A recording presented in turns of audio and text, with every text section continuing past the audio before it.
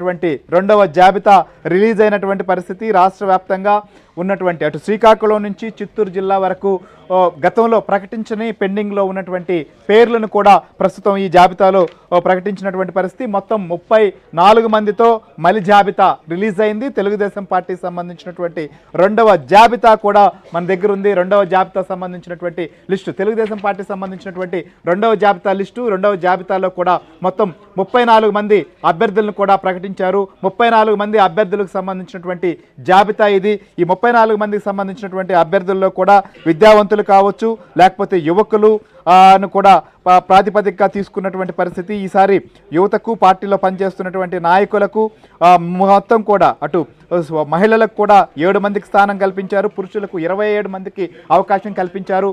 మొత్తం 34 మంది అభ్యర్థులతో ఈ జాబితా కూడా సిద్ధమైంది. ఈ 34 మంది అభ్యర్థులకు సంబంధించినటువంటి జాబితా ఏబిఎన్ ఎక్స్క్లూజివ్గా స్క్రీన్ మీద కూడా చూపిస్తోంది.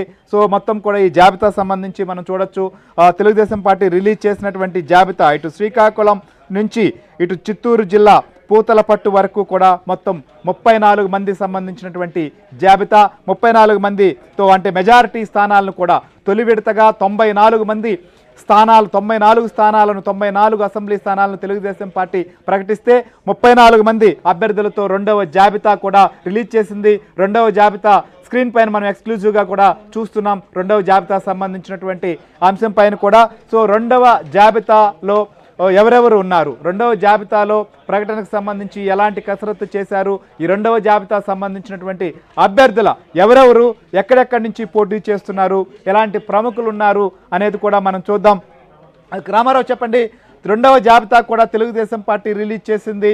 సో మొత్తం 34 మంది అభ్యర్థులతో తెలుగుదేశం పార్టీ రిలీజ్ చేసిన ఈ జాబితాలో అటు శ్రీకాకుళం నుంచి పూతలపట్టు వరకు ఎవరెవరిని బరిలోకి దించింది అంటే వారి డీటెయిల్స్ ఏంటి? శ్రీహరి 34 మందితో తెలుగుదేశం పార్టీ